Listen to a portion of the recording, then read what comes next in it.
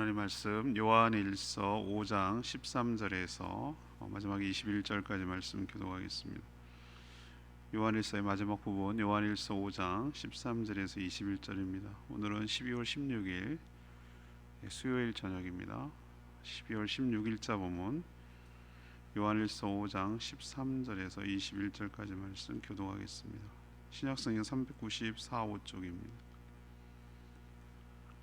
내가 하나님의 아들의 이름을 믿는 너희에게 이것을 쓴 것은 너희로 하여금 너희에게 영생이 있음을 알게 하려 함이라. 그를 향하여 우리가 가진 바 담대함이 이것이니 그의 뜻대로 무엇을 구하면 들으심이라. 우리가 무엇이든지 구하는 바를 들으시는 줄을 안즉 우리가 그에게 구한 그것을 얻은 줄을 또한 아느니라. 누구든지 형제가 사망에 이르지 아니하는 죄에 범하는 것을 보거든 구하라. 그리하면 사망에 이르지 아니하는 범죄자들을 위하여 그에게 생명을 주시리라. 사망에 이르는 죄가 있으니 이에 관하여는 나는 구하라 하지 않노라. 모든 불의가 죄로 돼 사망에 이르지 아니하는 죄도 있도다. 하나님께로부터 난 자는 다 범죄하지 않은 줄을 우리가 아노라. 하나님께로부터 나신 자가 그를 지키심에 악한 자가 그를 만지지도 못하느니라. 또 아는 것은 우리는 하나님께 속하고 온 세상은 악한 자 안에 처한 것이며, 또 아는 것은 하나님의 아들이 우리에게 지각을 주사 우리로 참된 자를 알게 하신 것과, 또한 우리가 참된 자 곧 그의 아들 예수 그리스도 안에 있는 것이니 그는 참 하나님이시요 영생이시라. 자녀들아, 너희 자신을 지켜 우상에게서 멀리하라. 아멘. 하나님의 자녀가 되면 담대함이 생겨서 하나님 아버지께 구하면 하나님이 들으시고 또 구한 것을 주실 줄 믿게 됩니다. 특히 사망에 이르는 죄가 아니라면 중보기도, 그를 위해서 기도할 때 응답하여 주셔서 그런 죄가 있음에도 불구하고 용서를 받고 생명을 주신다고 말씀하십니다. 또한 하나님께로부터 난 자는 하나님이 지켜주셔서 악한 자가 만지지도 못한다고 말합니다. 또한 죄를 지을 수 없도록 하셨다 하셨습니다.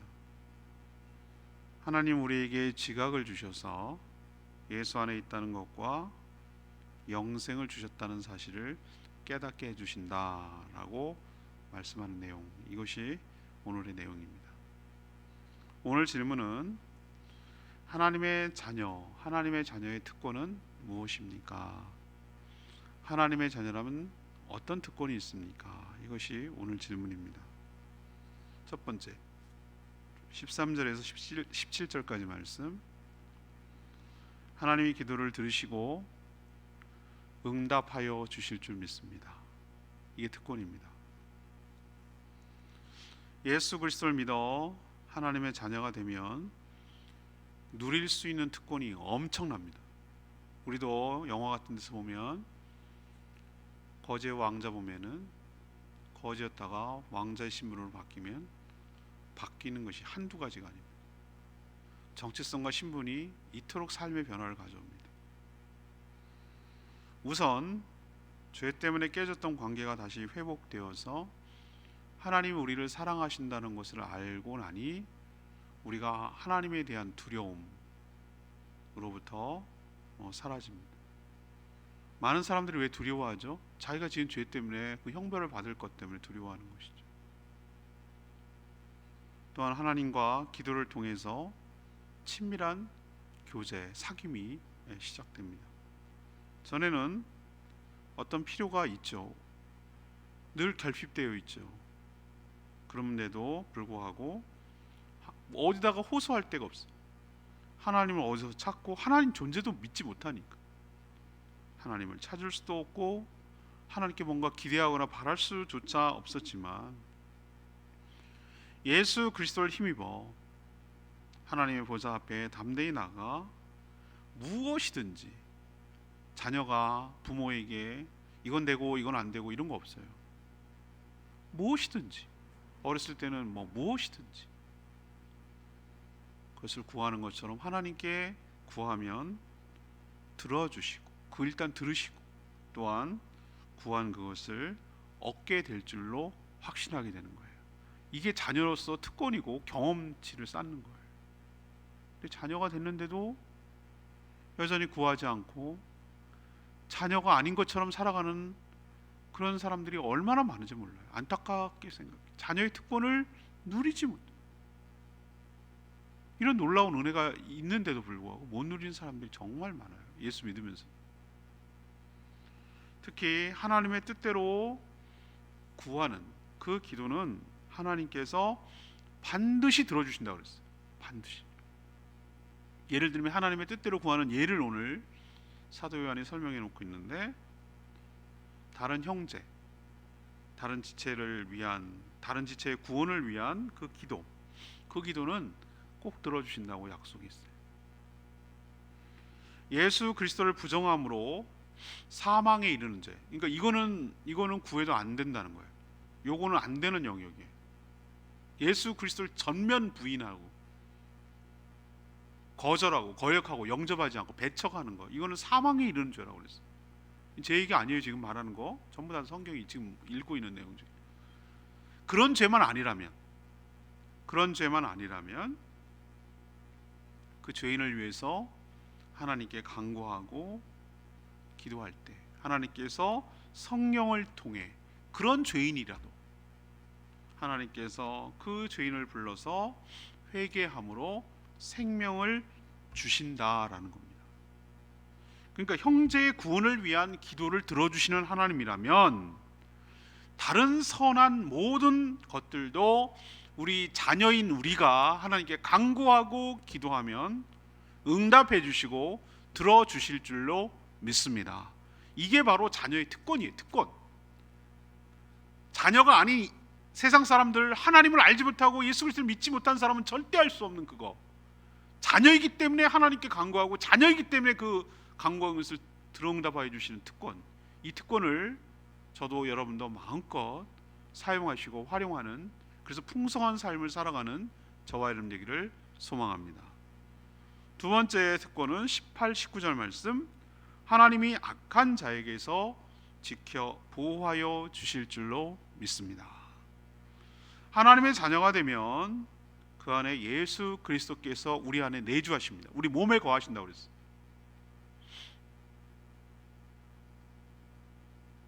내가 주님 안에 거하는지 주님이 내 안에 거하는지 이게 구분할 수 없을 정도로 예수님과 나는 견고한 섞임, 혼합이 일어나는 것이에요.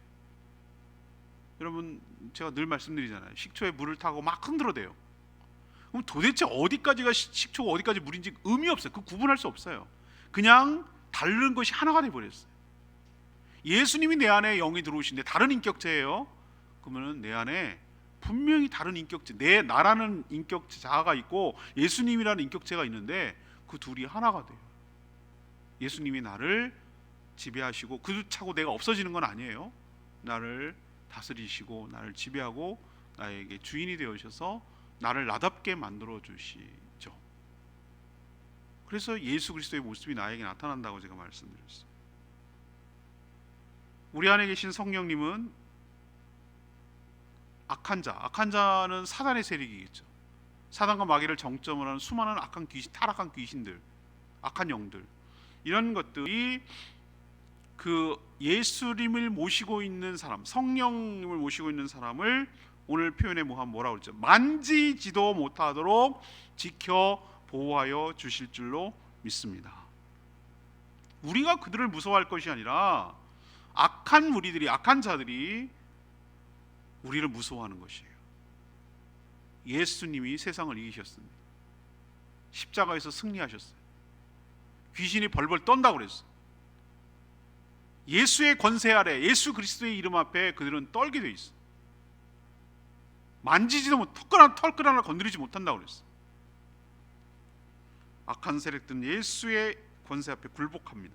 우리가 아니라 우리 안에 계신 주님 때문에 전처럼 우리를 종처럼 사단 권세가, 사단이 함부로 다룰 수가 없어요. 이게 자녀의 특권인 줄로 믿습니다. 전에는 고아처럼 나를 보호해주는 보호자가 하나도 없으니 자기 맘대로 했어요. 유혹하고, 너 돈 필요하지?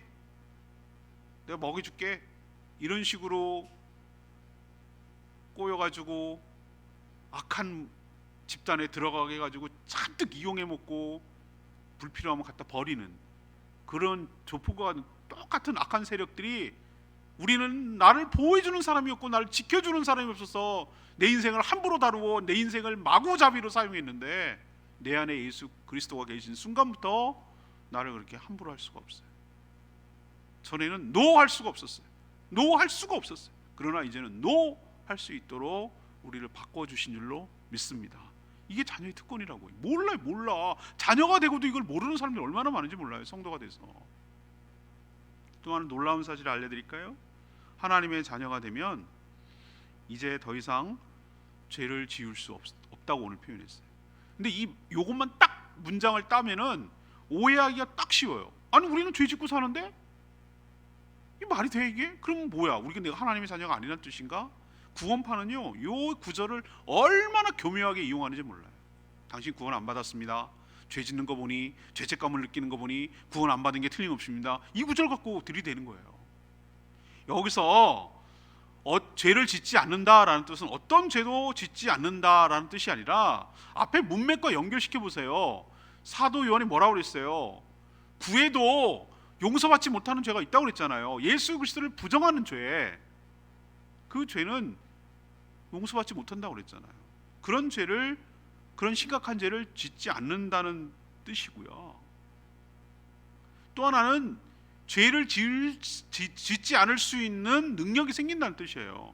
전에는 제가 아까 말씀드렸잖아요. 선택의 여지가 없었어요. 그냥 하라면 하는 대로 죄악 가운데 끌려다니며 살았어요. 그런데 이제는 달라요. 그거 안에서 해방됐거든요.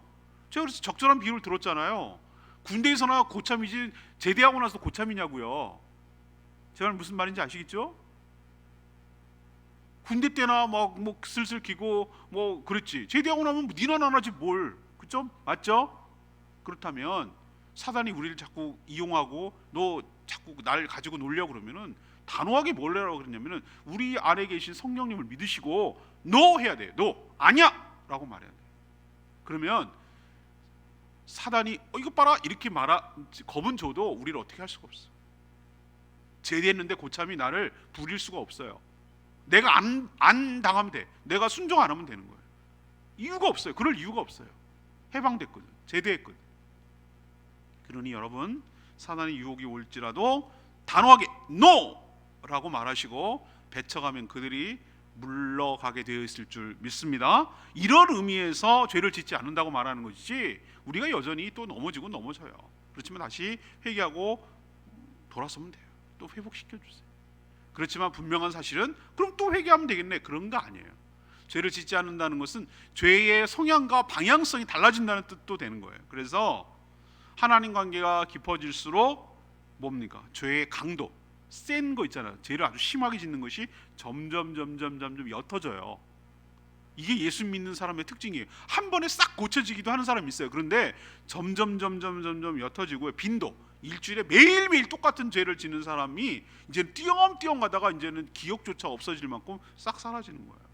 그리고 범위가 옛날에는 막 무작위로 막 했는데 이제 점점 범위가 없어지고 좁아지고 사라지고 이렇게 달라져요.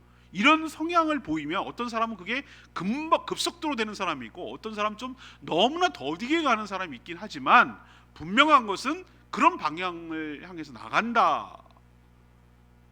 그런 성향 때문에 죄를 짓지 않는다라고 말하는 것이지, 죄를 우리가 거룩한 몸으로, 부활의 몸으로 된 것처럼 죄를 털끝 하나 짓지 않는다, 이런 개념은 아니에요.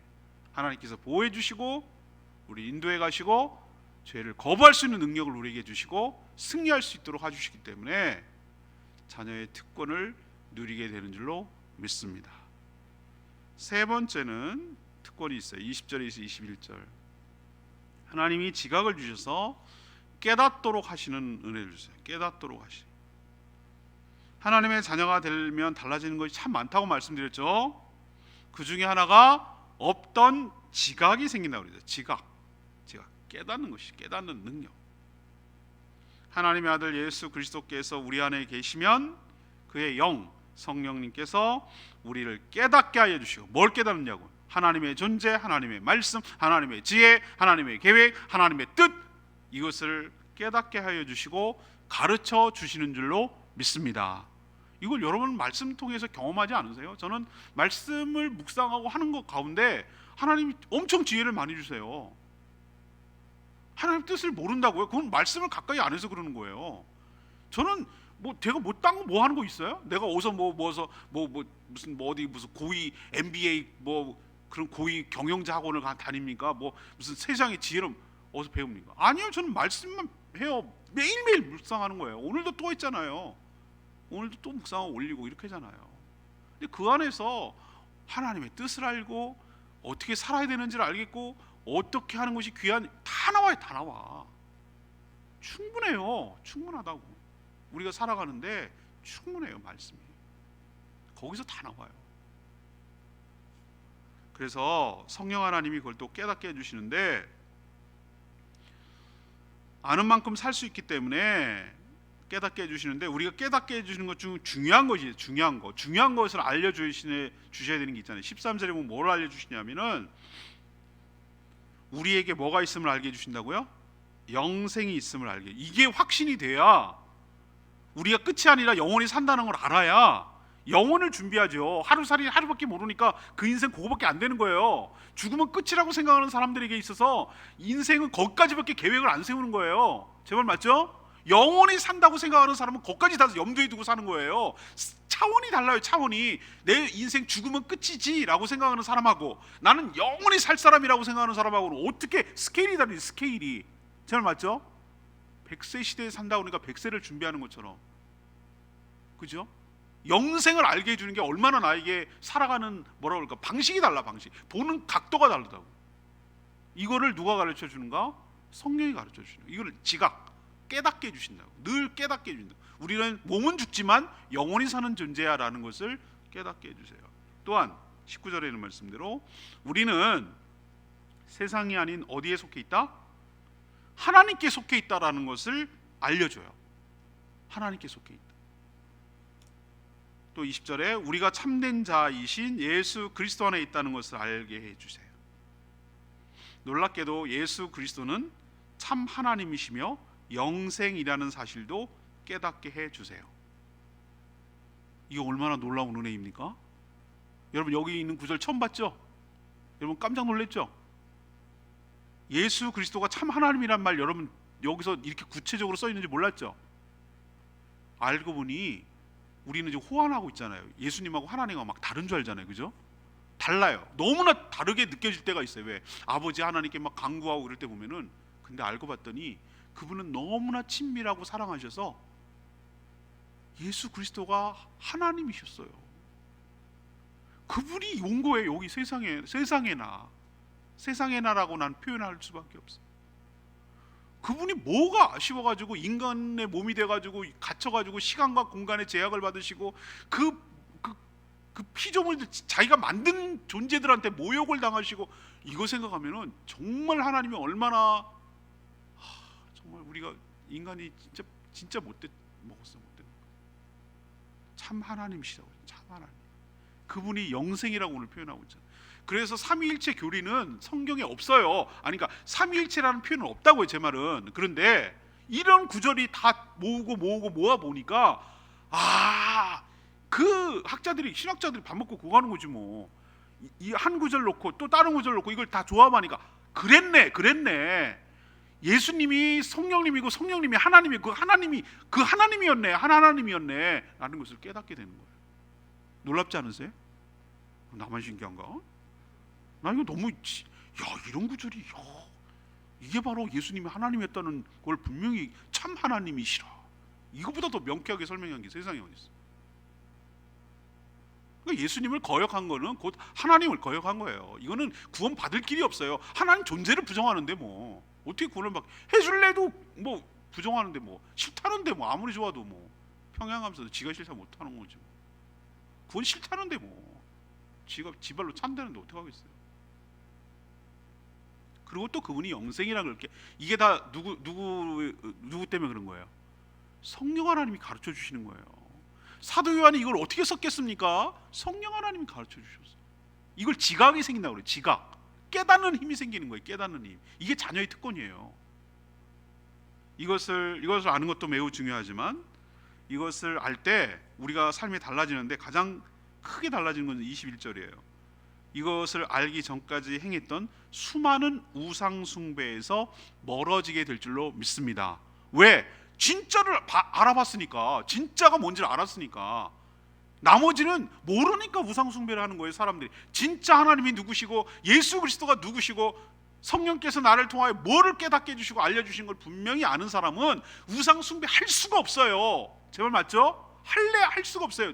그게 어떤 의미인지를 알기 때문에 하려고 해도 모른다고. 이거를 성령 하나님께서 깨우쳐 주는 거예요. 우상이래 봐요. 부처 같은 뭐 그 형상을 만들어 놓고 하는 건지 아세요? 아니요. 하나님 대신에 무언가를 더 사랑하고 아끼고 막 내가 섬기고 하는 모든 것들이 얼마나 이게 내가 잘못됐다라는 것을 성령 하나님께서 깨우쳐 주시는 거예요. 이게 자녀의 특권, 그런 뭐 대단한 줄 알았는데 이게 특권 아닙니까? 저는 이건 특권 같은데. 이건 전에는 몰랐는데 깨닫게 해주는 그 자체가 내가 어떻게 살아가야 되는지를 알 수 있게 해주시는데 얼마나 큰 특권이에요. 몰랐는데.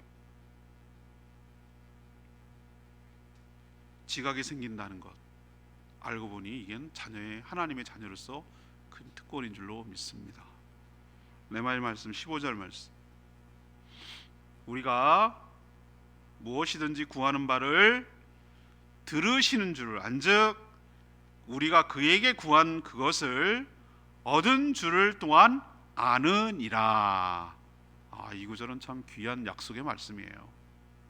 이걸 꼭 붙드시고 외우시고, 성경을 너무 귀하게 여기면 주일학교 어린이들한테 계속 매주마다 암송하라고 그러는 이유는 어렸을 때 암송하는 게 나중에 잠겨놓으면, 무의식 중에 잠겨놓으면 언젠가 툭툭 튀어나온다니까요. 여러분도 우리 어른들 돼서도 왜 성경 공부할 때마다 매주 한 구절씩 외우라고 그러냐면, 그게 다 쟁겨놓으면 다 나에게 살이 되고 피가 되고 생명이 되고 무기가 되고 말씀으로 사가단 악한 마귀를 물리쳐야 될 줄로 믿습니다.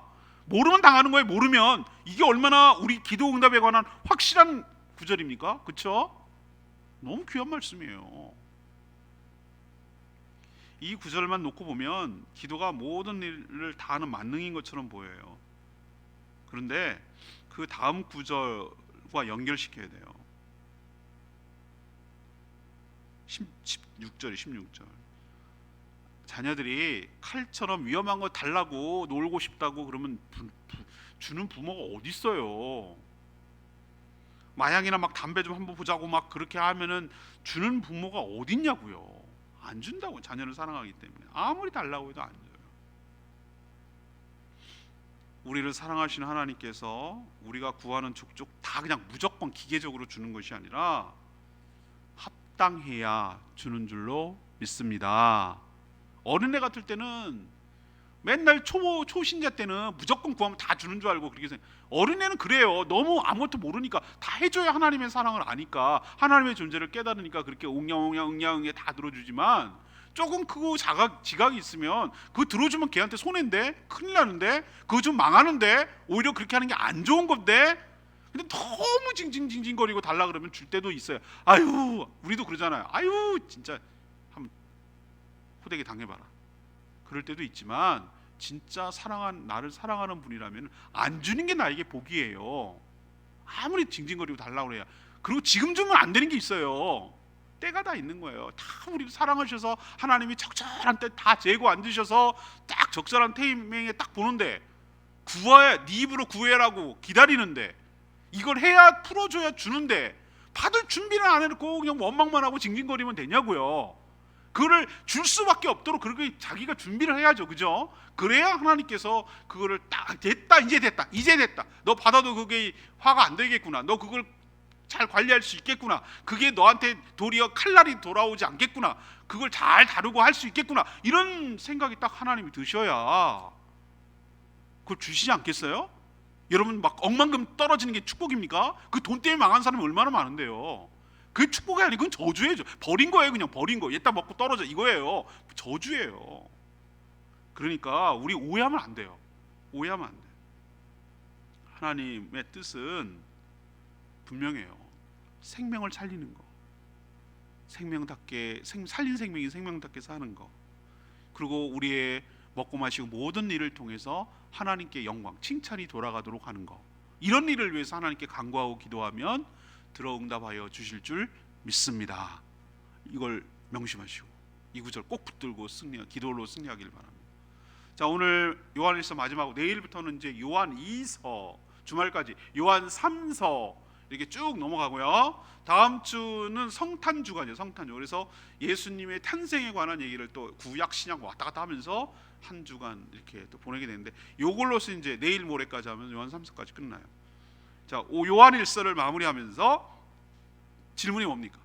자녀, 하나님의 자녀의 특권. 자녀라면 어떤 특권이 있습니까?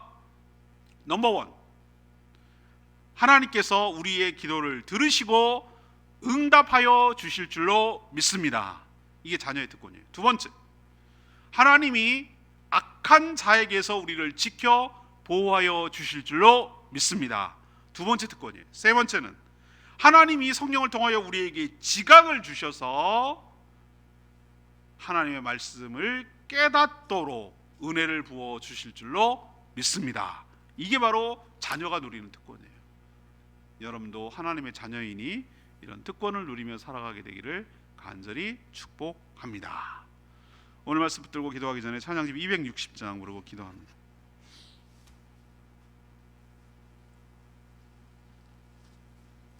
찬양집 260장입니다. 주 품에 품으소서.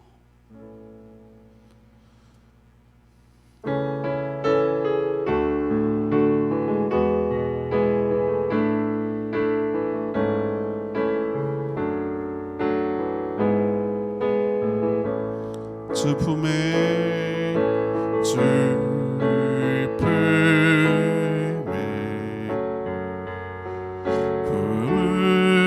품으소서. 능력에 발로 덮으소서. 거친 파도 날 향해 함께 날아오르리. 폭풍 가운데 나의 영혼 잠잠하게 주를 보리라. 주님 안에, 주님 안에 나도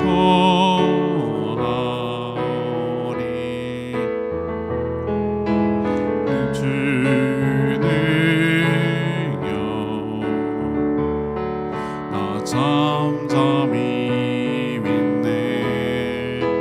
거친 파도 날 향해 와도 주와 함께 날아오르리.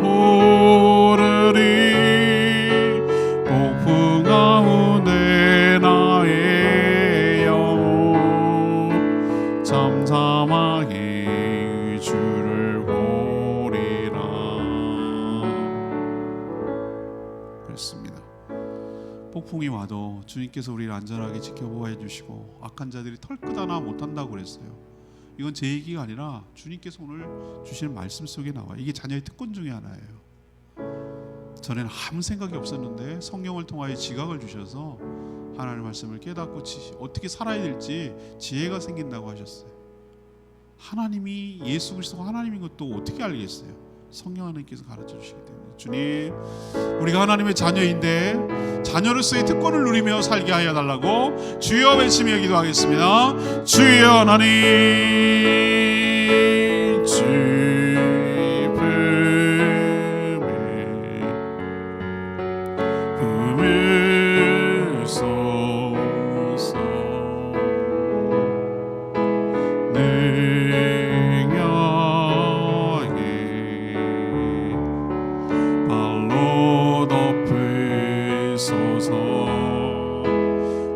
때마다 날 향해 와도 주와 함께 날아오르리. 폭풍 가운데 나의 영혼 잠잠하게 주를 보리라.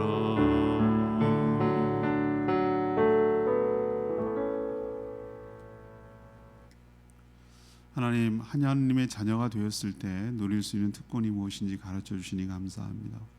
전에는 저희가 관계가 깨져서 하나님께 구할 수조차 없었으나 하나님의 뜻대로 구하기만 하면 들어 응답하여 주실 줄 믿습니다. 전에는 악한 자들의 놀이개며 도구였으나 이제는 악한 자들이 예수 안에 있는 우리를 함부로 할 수 없음을 믿습니다. 하나님께서 우리에게 지각을 주셔서 우리가 영생이 있으며 주님 안에 속해 있음을 알게 하시니 감사합니다. 그러니 이제부터 자녀답게 우상을 멀리하고 주께 영광 돌리며 살게 하여 주시옵소서. 오늘도 간구하는 모든 기도마다 응답하여 주시길 원하며 예수 그리스도의 이름으로 축복하며 기도합니다. 아멘. 오늘